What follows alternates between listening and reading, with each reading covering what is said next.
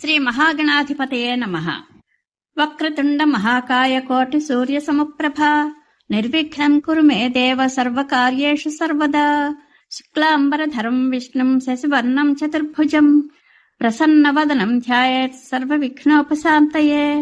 అగజానన పద్మార్కం గజానన మహర్నిశం అనేకదం తం భక్తానాం ఏకదంతముపాస్మహే.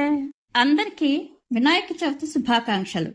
శ్రీ వినాయక చవితి శుభ సందర్భంగా గణేశుని జన్మ వృత్తాంతమును, గణేశుని గణములకు అధ్యక్షునిగా చేయుట, సాక్షాత్తు పరమేశ్వరుడు దేవతలకు చెప్పిన గణేశుని వ్రత విధానమును, గణేశుని కథాశ్రవణ ఫలమును తెలుసుకుందాం.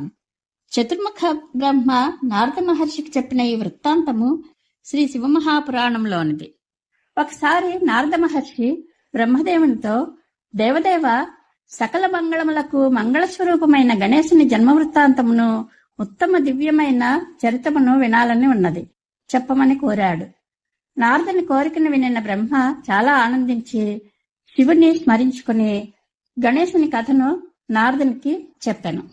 నారదమునీంద్ర, ఒకసారి పార్వతీదేవి సఖియలైన జయ విజయలు పార్వతీదేవి వద్దకు వచ్చి, సఖి, గణములన్నీ రుద్రునికి సంబంధించినవే. నంది, భృంగి మొదలగు మనవారును ఆ శివుని ఆజ్ఞాపాలన మందే తత్పరులై ఉంటారు. అసంఖ్యాకులైన ప్రమథగణములలో మనవారు ఎవరూ లేరు. వారందరూ శివాజ్ఞాపరాయణులై ద్వారం వద్ద నిలిచి ఉంటారు. వారందరూ మనవారైనప్పటికీ మన మనస్సు వారి చెంతకు పోదు. కనుక దేవి, నీవు కూడా మా కొరకు ఒక గణమును సృష్టింపమని కోరారు. మునీంద్ర, సఖియలు చెప్పిన మాటలను పార్వతీదేవి హితకరములను తలచి అలాగే చేయుటకు నిశ్చయించినది. ఒకనాడు పార్వతీదేవి స్నానము చేయుచుండగా సదాశివుడు నందిని భయపెట్టి బెదిరించి ఇంట్లోనికి వెళ్ళాను. స్నానం చేయుచున్న జగజ్జనని పార్వతి శంకరుని రాకను చూసి లేచి నిలబడినది. ఆమెకెప్పుడు చాలా సిగ్గు కలిగినది, ఆశ్చర్యచకితురాలైనది. అప్పుడు తన సఖీల మాటలు హితకరములు సుఖప్రదములని తలచినది. అట్టి ఘటన ఘటిల్లుట వలన పరమమాయకు పరమేశ్వరి శివపత్ని తనకొక సేవకుడుండుట మంచిదని మనసులోనే తలచెను. అతడు శుభమును చేకూర్చువాడై కార్యకుశలుడై నా ఆజ్ఞను పాటించుట ఎందే తత్పరుడై ఉండవలను, ఏ కొంచెము కూడా చలించని వాడై ఉండవలను. ఇట్లా ఆలోచించి పార్వతీదేవి తన శరీరమునకు అలదుకొన్న నలుగుపిండితో ఒక చేతన పురుషుని నిర్మించెను. అతడు సకల శుభలక్షణ లక్షితుడు. ఆయన అంగములన్నీ సుందరములై దోషరహితములై ఉండెను. విశాలమైన శరీరము, పరమ శోభలొలుకుచు మహత్తరమైన బలపరాక్రమ సంపన్నుడై ఉండెను. ఆ దేవి నానా విధములైన వస్త్రములను, ఆభరణములను చాలా అతనికి ఇచ్చెను. ఆశీర్వదించి ఇట్లు పలికెను, నీవు నా పుత్రుడవు, నావాడివే. నీతో సమానముగా ప్రేమపాత్రుడైన వాడు ఇంకెవరనూ ఇచ్చటలేరు. పార్వతి ఇట్లు పలుకగా ఆ పురుషుడు ఆమెకు నమస్కరించి ఇట్లు పలికెను, అమ్మా, ఇప్పుడు నీకేమి అవసరం వచ్చింది?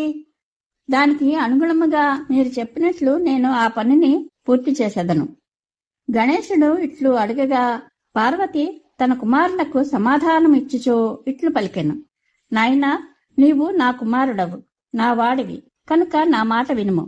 నేటి నుండి నీవు నా ద్వారపాలకుడవు అగుము. సుపుత్ర, నా ఆజ్ఞ లేకుండా ఎవ్వరునూ నా భవనంలోనికి ప్రవేశింపరాదు. అతడెచ్చటి నుండి వచ్చినను ఎవరైనను కూడా సరే. నాయనా, నేను నీకు ఈ సత్యముకు వచనమును చెప్పుచున్నాను. మునీంద్ర, పార్వతి ఇట్లు పలికి గణేశుని చేతికి ఒక దృఢమైన కర్రనిచ్చెను. అప్పుడు అతని సుందర రూపమును చూచి పార్వతి హర్షమగ్నురాలయ్యను. ఆమె మిగిలిన ప్రేమతో తన కుమారుని ముఖమును చుంబించెను. కృపాపరవశయగుచు హృదయమునకు హత్తుకొనెను. దండధరుడైన గణరాజును ద్వారము వద్ద నిలిపెను. నాయనా నారద, తదనంతరము పార్వతీనందనుడు మహావీరుడు అగు గణేశుడు పార్వతీ హితమును కోరి చేతిలో కర్ర పట్టుకుని వాకిలి వద్ద కావలియుండెను. భవాని తన కుమారుడు గణేశుని ద్వారం దగ్గర నియమించి స్వయంగా సఖీలతో కూడి స్నానం చేయసాగెను. మునిశ్రేష్ఠ, పరమ కుతూహలుడు, నానావిధ లీలలను చేయుటయందు సమర్థుడు అగు శివుడు ద్వారము వద్దకు వచ్చెను. పార్వతీపతిని గణేశుడు గుర్తించలేడు కదా, కనుక ఇట్లు పలికెను, దేవా, తల్లి ఆజ్ఞ లేకుండా నీవు లోపలికి ప్రవేశింపలేవు. తల్లి స్నానం చేయ సన్నద్ధరాలైనది. నీవెక్కడికి పోవాలనని తలంచుచున్నావు? ఇప్పుడు ఇక్కడ నుండి తొలగిపొమ్ము. ఇట్లు పలికి గణేశుడు ఆ స్వామిని ఆపుటకు కర్ర చేతికి తీసుకొనెను. అతడు అట్లా చేయట చూచి శివుడు చెప్పెను, మూర్ఖ, నీవు ఎవరిని అడ్డగించుచున్నావో తెలియనా? నీవు దుర్బుద్ధివి. నన్నెరుగువా? నేను శివుడను, ఇంకెవరినీ కాను. అప్పుడు మహేశ్వరుని గణములు అతనికి నచ్చజెప్పి అచట నుండి అడ్డు తొలగించుటకు వచ్చి గణేశునితో ఇట్లు పలికిరి, మేము ముఖ్య శివగణములమే, ద్వారపాలకులము. సర్వవ్యాపియకు శంకర భగవానుని ఆదేశానుసారము నిన్ను ఇక్కడ నుండి తొలగించుటకే మేము వచ్చేతిమి. నిన్ను కూడా గణమని తలంచి సంహరింపలేదు. లేకపోయినచో నీవు ఎప్పుడో చంపబడి ఉండేవాడవు. నీ అంతట నీవు దూరముగా తొలగిపోమ్ము. అట్లు చేసినచో నీవు క్షేమముగా నుందువు. వ్యర్థంగా మృత్యువునెందుకు ఆహ్వానించదు? మునీంద్ర, వారిట్లు చెప్పినప్పటికీ గిరిజానందనుడు గణేశుడు నిర్భయముగానే ఉండెను. అతడు శివగణములను దూషించెను, ద్వారమును వదిలిపోలేదు. అప్పుడు ఆ శివగణములు మహేశ్వరుని వద్దకు వెళ్లి జరిగిన విషయమును అంతయునూ తెలిపిరి. మునీంద్ర, పరమేశ్వరుడు వారి మాటలన్నీనూ వినెను. సంసారమునకు గమనస్వరూపుడు లీలావిహారియగు మహేశ్వరుడు తన గణములకు గట్టిగా చెప్పసాగెను. గణములారా, ఇతడెవరు? ఇంత విశృంఖలముగా శత్రువు వలె వదర్చున్నాడు. ఈ క్రొత్త ద్వారపాలకుని దూరముగా పారద్రోరుడు. నపుంసకుల వలె నిలిచి నాకెందుకు ఈ వృత్తాంతమును వినిపించున్నారని విచిత్రలీల చెయ్యి ఆ స్వామి శంకరుడిట్లు పలుకగా ఆ గణములు మరలా అచటకు తిరిగి వెళ్లను. తదనంతరము గణేశుడు శివగణములను అడ్డగించెను. అప్పుడు శివుడు తన గణములను ఇట్లా ఆదేశించెను, ఇతడెవరు, ఎందుకిట్లు చేయుచున్నాడో తెలుసుకొనుడు. వారు విషయమును తెలుసుకుని తిరిగి వచ్చి ఇతడు గిరిజాదేవి కుమారుడు, ద్వారపాలకుడిగా కూర్చుని ఉన్నాడు అని తెలిపిరి. అప్పుడు లీలాస్వరూపుడగు శంకరుడు విచిత్ర లీల చేయతలచెను. తన గణముల గర్వమును కూడా అణచగోరెను. అందువలన గణములు దేవతలను పిలిపించి గణేశునితో భయంకర యుద్ధము చేయించెను. కాని వారెవరునూ గణేశుని పరాజితం చేయలేకపోయిరి. అప్పుడు స్వయముగా శూల్పాణియగు మహేశ్వరుడు వచ్చెను. గణేశుడు తల్లి చరణములను స్మరించెను. ఆ మహాశక్తి అతనికి బలమును ప్రసాదించెను. దేవతలందరూ శివుని పక్షమును వహించరి. భయంకరమైన యుద్ధము జరిగెను. స్వయముగా శూలపాణియగు మహేశ్వరుడు త్రిశూలంతో గణేశుని తలను ఖండించెను. ఈ సమాచారమును విన్న పార్వతి మిగులా కోపించెను. అనేక శక్తులను ఉత్పన్నం చేసి ఆమె ఏమియో ఆలోచించకుండా వాటిని ప్రళయమునర్పమని ఆదేశించెను. ఆ శక్తుల ద్వారా అప్పుడు ప్రళయము వ్యాపింపసాగెను. ఆ శక్తుల తేజస్సుతో ప్రజ్వరిల్లిన అగ్నిజ్వాలలు అన్ని దిశలను దహించుచుండెను. దానిని చూసి శివగణములన్నీ భయముతో కంపించెను. దూరముగా పరుగిడి వారు ఒకచోట నిలిచిరి. మునీంద్ర, ఇదే సమయమున దివ్య దర్శన సమర్థుడవగు నీవు అచటికి వచ్చితివి. దేవగణములకు సుఖమును చేకూర్చుటయే నీ రాకకు కారణము. అప్పుడు నీవు దేవతలతో సహా శంకరునకు ప్రణమిల్లి ఈ విషయమున అందరము కలిసి ఆలోచింపవలను అని పలికితివి. ఈ దుఃఖం ఎట్లు ఉపశమింపగలదు అని దేవతలు నీతో విచారింపసాగిరి. గిరిజాదేవి ప్రసన్నురాలు కానంత వరకు సౌఖ్యం కలగదు అని వారు నిశ్చయించరు. ఇంకా ఈ విషయమును ఎక్కువ ఆలోచించట వ్యర్థము.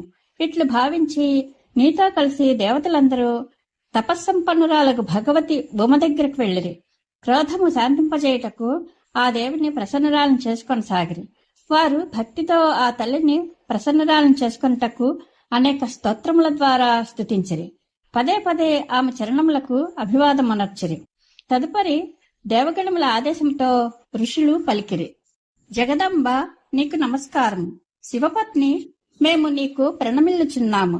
చండిక, నీకు మా అభివాదములు చేరుగాక. కళ్యాణి, నీకు పదే పదే ప్రణామములు చేయుచున్నాము. అంబ, నీవు ఆదిశక్తివి, సదా సకల సృష్టి నిర్మాణకర్తవు, పాలించు శక్తివి, సంహారమనరించుదానివి. దేవేశ్వరి, నీ కోపం చేత త్రిలోకములన్నీ వికలములగుచున్నవి. అందువలన ఇప్పుడు ప్రసన్నురాలు వగుము, క్రోధమును శాంతింపచేయము. దేవి, మేము నీ చరణములకు నమస్కరించుచున్నాము. నారద, నీతో కూడిన పురుషులందరూ స్తుతించిరి. అయినప్పటికీ పరాదేవియగు పార్వతి వారి వైపు క్రోధ దృష్టి చేతనే చూసెను, కాని ఏమీ మాట్లాడలేదు. అప్పుడు ఆ ఋషులు మరలా ఆమె చరణములకు తల వంచి నమస్కరించిరి. భక్తితో చేతులు జోడించి పార్వతీదేవితో ఇట్లు నివేదించిరి. దేవి, ఇంకనూ సంహారము జరుగుచున్నది కనుక క్షమింపుము, క్షమింపుము. మీ స్వామి యొక్క శివుడు కూడా ఇక్కడనే ఉన్నాడు. కొంచెము ఆయన వైపు దృష్టి సారింపుము. మేమును బ్రహ్మ విష్ణువాది సకల దేవతలను సకల ప్రజలను నీవారమే. అందరూ వ్యాకులపాటునకు లోనై అంజలి ఘటించి నీ ఎదుటనున్నారు. పరమేశ్వరి, వీరందరి అపరాధమును మన్నింపుము. శివే, వీరికిప్పుడు శాంతిని ప్రసాదింపుము. మునీంద్ర, సకల దేవర్షులు ఇట్లు పలికి అత్యంత దీనభావంతో వ్యాకులతను చెంది చేతులు జోడించి చండిక ఎదుట నిలిచిరి. వారి మాటలను విని చండిక ప్రసన్నురాలయ్యను. ఆమె హృదయమున వారి ఎడల కరుణ కలిగెను. అప్పుడు ఆమె ఋషులతో ఇట్లు చెప్పెను. ఋషులారా, నా కుమారుడు పునరుజ్జీవితుడైనచో మీరందరూ అతనిని పూజనీయుడిగా అంగీకరించినచో ఈ సంహారము ఆగిపోవును. ఇతనికి సర్వాధ్యక్ష పదవిని మీరొసగినచో లోకములందు శాంతి సమకూరును. లేకపోయినచో మీకు సుఖం కలుగదు. మునీంద్ర, పార్వతి ఇట్లు చెప్పగా ఋషులందరూ దేవతల దగ్గరకు వెళ్లి విషయమునంతయును తెలిపిరి. దానిని విని ఇంద్రాది దేవతల ముఖములందు ఉదాసీనత కనిపించెను. వారు శంకరుని దగ్గరకు వెళ్లి ఆ స్వామి చరణకమలముల సన్నిధిలో విషయమునంతయు నివేదించిరి. దేవతల మాటలు విని శివుడు ఇట్లు పలికెను. అట్లే అగుగాక. 3 లోకములు సౌఖ్యముగా నుండి విధానమునే అనుసరించవలను. కనుక మీరు ఉత్తర దిశగా వెళ్ళుడు. మొదట కనిపించిన జంతువు శిరమును ఖండించి తీసుకుని రండు. దానిని ఆ బాలకుని శరీరమునకు జోడించవలను. బ్రహ్మ నారదునికి చెప్పెను. మునీంద్ర, తదనంతరము శివుని ఆజ్ఞను పాటించుటకు ఆ దేవతలు కార్యమునంతయు నెరవేర్చిరి. వారు ఆ శిశువు శరీరమును శుభ్రము చేసి విధిగా పూజలు నిర్వహించిరి. వారు ఉత్తర దిశ వైపుకు వెళ్ళిరి. వారికి మొదట ఒకే దంతము గల ఏనుగు కనిపించెను. వారు దాని తలను తెచ్చి ఆ బాలకుని మొండెమునకు అతికించిరి. ఆ తలను బాలకుని శరీరమునకు జోడించి, మేము మా పనిని చేసితిమి అని శివుడు మొదలగు దేవతలకు నమస్కరించి చెప్పిరి. ఇప్పుడు ఇక మిగిలిన కార్యమును మీరు చేయవలను. శివాజ్ఞాపాలన సంబంధమైన మాటలను విని దేవతలు పార్షదులందరూ మహదానందమును పొందిరి. తదనంతరము బ్రహ్మ విష్ణు మొదలగు దేవతలందరూ తన స్వామి నిర్గుణ స్వరూపుడు భగవంతుడగు శంకరునకు నమస్కరించి ఇట్లు చెప్పిరి. స్వామి, మహాత్ములకు మీ తేజస్సుచే మేమందరము ఉద్భవించితిమి. అట్టి మీ తేజస్సును వేదమంత్రముల ప్రయోగం ద్వారా ఈ బాలకునిలో ప్రవేశపెట్టండి. ఇట్లు దేవతలందరూ కలిసి వేదమంత్రముల ద్వారా జలమును అభిషేకించిరి. శివస్మరణ చేయుచు ఆ జలమును బాలకుని శరీరం మీద ప్రోక్షించిరి. ఆ జలము స్పృశించుటతోడనే ఆ బాలకుడు శివేచ్ఛతో శీఘ్రముగా చేతనుడై జీవించెను. నిద్రించిన వాని వలె లేచి కూర్చుండెను. ఆ సౌభాగ్యశాలి యగు బాలకుడు మిగులు అందముగా నుండెను. ఆయన ఏనుగు ముఖము కలవాడు. శరీరము యొక్క రంగు పసుపు ఎరుపులతో కూడియుండెను.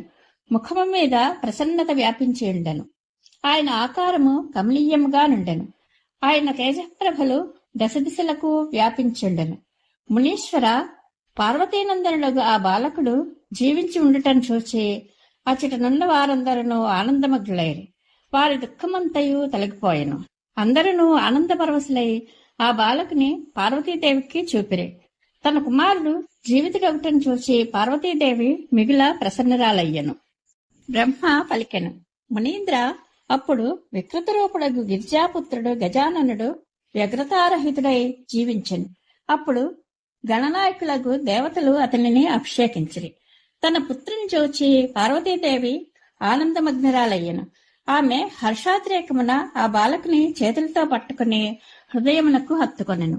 అప్పుడు అంబిక సంతోషంతో తన కుమారుడు గణేశునకు అనేక విధములగు వస్త్రాభరణములను ఇచ్చెను. తదనంతరము సిద్ధులు అనేక విధి విధానములచే ఆయనను పూజించిరి. తల్లి తన దుఃఖహరములగు హస్తములచే అతని అంగములను స్పృశించెను. ఇట్లు శివపత్ని పార్వతీదేవి తన కుమారుని సత్కరించెను. అతని మోములు ముద్దాడెను. ప్రేమతో వరములొసగి ఇట్లు పలికెను. నాయనా, నీకు అనేక కష్టములు అనుభవించవలసి వచ్చెను. కాని ఇప్పుడు కృతకృత్యుడవైతివి. నీవు ధన్యుడవు. ఇప్పటి నుండి సకల దేవతలు నీకు అగ్రపూజ నిడుదురు. నీకెప్పుడునూ దుఃఖములు కలగవు. ఇప్పుడు నీ ముఖమునందు సింధూరం కనిపించున్నది కనుక ప్రజలు నిన్ను సదా సింధూరంతో పూజించెదరు. పుష్పములు, చందనము, గంధము, నైవేద్యము, హారతి, తాంబూలముల నిడి దానముల నసగి ప్రదక్షిణ నమస్కారములు చేసి నిన్ను పూజించిన వారికి సకల సిద్ధులు ప్రాప్తించును. వారికి కలుగు విఘ్నములన్నీను నశించును. దీని యందు లేశమాత్రము కూడా సంశయం లేదు. మునీంద్ర తన కుమారుడు గణేశునితో ఇట్లు పలికి నానా విధములకు వస్తువులను అతనికి వసగిను. మరల అతనిని అభినందించెను. విప్రవర అప్పుడు గిరిజాదేవి కృప వలన తక్షణమే దేవతల శివగణముల మనస్సులలో విశేష ప్రశాంతత నెలకొనెను. ఇంద్రాది దేవతలు హర్షాతిరేకముతో ఆ దేవిని స్తుతించిరి. ఆమెను ప్రసన్నురాలిని గావించి భక్తి భావచిత్తముతో గణేశ్వర దేవుని తీసుకొని శివుని చెంతకు వెళ్ళిరి. అచ్చటికి వెళ్లి వారు త్రిలోకములకు శుభమును చేకూర్చు కోరికతో భవాని కుమారులకు ఆ బాలకుని శివుని వడిలో కూర్చుండబెట్టిరి. శివుడు ఆ బాలకుని మస్తకమును తన కరకమలములతో నిమురుతూ ఇతడు నా రెండవ కుమారుడు అని పలికెను. అప్పుడు ఆ బాలకుడు లేచి శివుని చరణములకు అభివాదం చేసెను. తదుపరి పార్వతీదేవికి, నాకును, విష్ణుదేవునకు, నారదుడు మొదలగు ఋషులకు ప్రణమిల్లి ముందు నిలబడి వారితో ఇట్లు పలికెను. ఇట్లు అభిమానమును చూపుట మానవుల స్వభావమే ఎగును.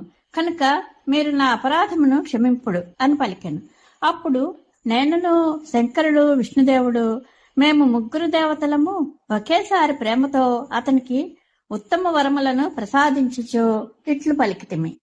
సురవరులారా, త్రిలోకములందు మేము పూజలు అందుకొనినట్లుగా మీరందరూ ఈ గణేశుని పూజింపవలెను.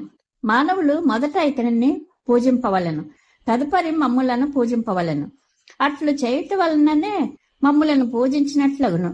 దేవగణములారా, ఈ స్వామి పూజ మొదట చేయక ఇతర దేవతలను పూజించినచో వారి పూజలకు ఫలమేమీయునూ ఉండదు. దీనిని గురించి ఆలోచించవలసిన పని అవసరమూ లేదు. బ్రహ్మ చెప్పెను. మునీంద్ర, తదనంతరము బ్రహ్మ, విష్ణు, శంకరాదులు సకల దేవతలను కలిసి పార్వతిని ప్రసన్నురాలను చేయుటకు అచ్చటనే గణేశుని సర్వాధ్యక్షునిగా ప్రకటించిరి.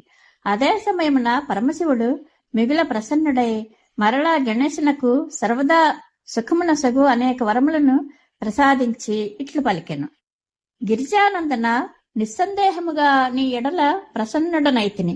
నేను ప్రసన్నుడనైనచో సకల జగత్తు ప్రసన్నమైనదని భావించుము. ఇప్పుడు నిన్నెవరునూ ఎదిరించలేరు. నీవు శక్తిపుత్రుడవు, మిగుల తేజస్వివి. బాలకుడివై కూడా నీవు అత్యంత పరాక్రమమును ప్రదర్శించితివి. నీవు ఎల్లప్పుడూ సుఖముగా నుండెదవు. విఘ్నములను నశింపచేయ కార్యమున మొదట నీ నామమే ఉచ్చరింపబడును. నీవు అందరకును పూజ్యుడవు కనుక నీవు నా సంపూర్ణ గణములకు అధ్యక్షుడవు కమ్ము. ఇట్లు పలికిన పిదప మహాత్ముడకు శంకరుడు మిగుల ప్రసన్నుడై గణేశునకు మరలా వరములనిచ్చుచు ఇట్లు పలికెను. గణేశ్వర, నీవు భాద్రపద మాసమున కృష్ణపక్ష చతుర్థి తిథియందు చంద్రోదయమైన తరువాత జన్మించితివి. గిరిజాదేవి సుందరమైన చిత్తము నుండి నీ రూపము ప్రకటితమైనప్పుడు రాత్రి మొదటి ఛాము గడుచుచుండెను. కనుక ఆ దినము నుండియే ప్రారంభించి ఆ తిథియందు నీ ఉత్తమ వ్రతమును చేసుకొనవలెను. ఈ వ్రతము పరమ శోభనము, సమస్త సిద్ధులను ప్రసాదించును. సంవత్సరాంతమున అదే చతుర్థి వచ్చినంత వరకు నేను చెప్పినట్లు ఈ వ్రతమును ఆచరింపవలను. అనేక విధములకు అనుపమ సుఖములను కోరువారు ఈ ప్రపంచమున చతుర్థి నాడు భక్తితో విధిపూర్వకముగా నిన్ను పూజింపవలను. మార్గశిర మాస కృష్ణపక్ష చతుర్థి నాడు ప్రాతకాలమున స్నానమాచరించి వ్రతమును గురించి బ్రాహ్మణులకు నివేదింపవలను. పూర్వోక్త విధానమున ఉపవాసము చేయవలను. ధాతువులతో గాని మట్టితో గాని విగ్రహమును చేయవలను. దానికి ప్రాణప్రతిష్ఠ చేయవలను. భక్తిభావముతో నానా విధములకు దివ్యగంధములతో, చందనములతో, పుష్పములతో పూజింపవలను. మరల రాత్రి మొదటి ఛాము గడిచిన తరువాత స్నానమునరించి దూర్వాదళములతో పూజింపవలను. అది వేర్లు లేకుండా 12 అంగుళములు పొడవు కలిగి 3 ముడులు కలిగినదై ఉండవలను. ఇట్లు 100 సార్లు గాని 21 సార్లు గాని దూర్వాదళములతో స్థాపించిన ప్రతిమను పూజింపవలను. దాని తర్వాత ధూపదీపములతో అనేక విధములకు నైవేద్యములతో తాంబూలము అర్ఘ్యము ఉత్తమోత్తమ పదార్థముల ద్వారా గణేశుని పూజింపవలను. స్తుతించి ఆ స్వామి ఎదుట అభివాదమనర్పవలను. ఇట్లు గణేశుని పూజించిన తర్వాత బాలచంద్రుని పూజింపవలను. తరువాత సంతోషంతో బ్రాహ్మణులను పూజించి వారికి మృష్టాన్న భోజనము నొసగవలను. వారు భుజించిన తరువాత స్వయముగానే ఉప్పు లేని మృష్టాన్నమును ప్రసాదముగా స్వీకరించవలను. తరువాత గణేశుని స్మరించి నియమములన్నింటినీ విసర్జించవలను. ఇట్లు చేయుటతో ఈ వ్రతము శుభమై సంపూర్ణమగును. నాయన, ఇట్లు వ్రతము చేయుచు సంవత్సరం ముగిచుండగా వ్రతం చేయువాడు వ్రతపూర్తి కొరకు వ్రత ఉద్యాపన కార్యమును సంపన్నం చేయవలను. ఇట్లు నా ఆదేశానుసారము 12 మంది బ్రాహ్మణులకు భోజనం చేయించవలను. వ్రతధారి ఒక కలశమును స్థాపించి దాని మీద నీ మూర్తిని పూజింపవలను. దాని తరువాత వేద విధానమును అనుసరించి వేదికను నిర్మించవలను. దాని మీద అష్టదళ కమలమును ఉంచవలను. దాని మీద ధనమునందలి పిసినిగొట్టుతనమును వదిలి హవనం చేయవలను. మరలా విగ్రహము ఎదుట 2 స్త్రీలను 2 బాలకులను కూర్చునిబెట్టి విధిపూర్వకముగా వారిని పూజింపవలను. వారికి ఆదరముతో భోజనమును పెట్టవలను. రాత్రి జాగరణ చేయవలను. ప్రాతకాలము మరలా పూజ చేసి పునరాగమనమునకు విసర్జనం చేయవలను. బాలకుల ఆశీస్సులను గ్రహించవలను. స్వస్తివాచనములు పలుకవలను. వ్రతపూర్తి కొరకు పుష్పాంజలిని నివేదింపవలను. నమస్కరించి అనేక విధములకు కార్యములను సంకల్పించవలను. ఇట్లు వ్రతమును పూర్తి చేసి అభీష్ట ఫలమును పొందవలను. గణేశ, శ్రద్ధతో శక్తి కొలది నిత్యము నీ పూజ చేయవాడి సకల మనోరథములు ఫలించును. సింధూరము, చందనము, బియ్యము, మొగలి పూలతో అనేక ఉపచారముల ద్వారా గణేశుని పూజింపవలను.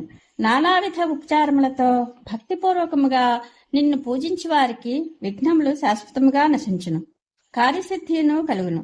సకల వర్ణముల వారు, విశేషముగా స్త్రీలు ఈ పూజను చక్కగా చేయవలను.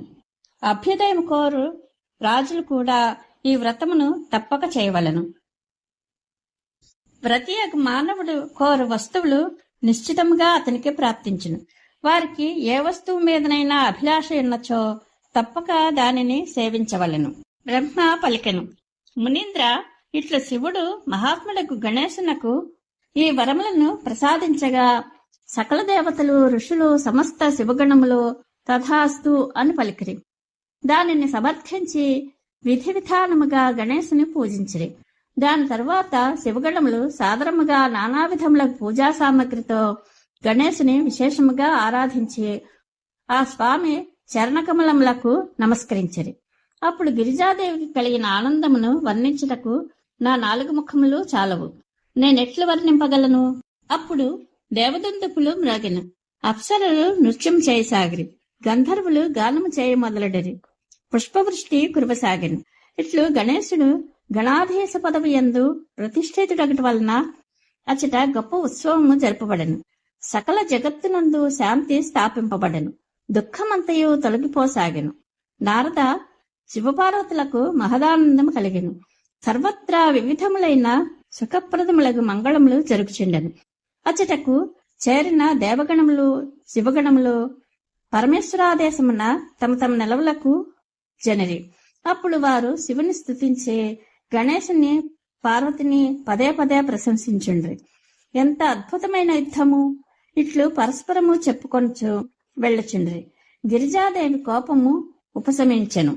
అప్పుడు శివుడు ఆత్మారాముడై కూడా సదా భక్తుల కార్యమును సిద్ధింపచేయుటకు ఉద్యమించెను. ఆ స్వామి గిరిజాదేవి చెంతకు వచ్చెను. లోకముల హితము కొరకు పూర్వము వలె నానావిధములకు సుఖప్రదములకు కార్యములను అనురింపసాగెను. బ్రహ్మ విష్ణువులిద్దరూ శివాశివులను సేవించి వారి ఆదేశంతో తమ తమ ధామములకు వెళ్ళిరి. జితేంద్రియుడగు మనుష్యుడు పరమ మంగళప్రదమగు ఈ ఆఖ్యానమును వినినచో సంపూర్ణ మంగళములను పొందుచు మంగళములకు నిలయమగును. ఈ ఆఖ్యానమును వినినచో పుత్రహీనునకు పుత్రుడు, నిర్ధనునకు ధనము, భార్యార్థికి భార్యను, సంతానమును కోరువారికి సంతానమును, రోగికి ఆరోగ్యమును, భాగ్యహీనునకు సౌభాగ్యమును ప్రాప్తించును. స్త్రీకి పుత్రుడును ధనము నశించినను పతి పరదేశమునకు వెళ్ళినను ఆమెకు తన భర్తయును ధనమును ప్రాప్తించును. శోకసాగరమున మునిగిన వారు దీనిని విన్నచో నిస్సందేహముగా శోకరహితులగుతును. గణేశుని చరిత్రకు సంబంధించిన గ్రంథములు ఎవరి ఇంట ఉండునో వారి ఇల్లు సకల మంగళ సంపత్కరమగును. ఇందులో ఏ కొంచెం కూడా సందేహం లేదు. ప్రయాణం చేయనప్పుడు లేక పుణ్య పర్వదినములందు దీనిని మనస్సు లగ్నము చేసి వినిన వారికి గణేశుని కృప వలన సకలాభీష్టములు లభించును. బ్రహ్మ నారద మహర్షికి చెప్పిన గణేశుని కథ శ్రీ శివమహాపురాణంలోని రుద్ర సంహిత కుమారఖండంలోనిది. కార్తికేయ గణేశ పార్వతీ సమేత పరమేశ్వరానుగ్రహ ప్రాప్తిరస్తు. శుభం భూయాత్.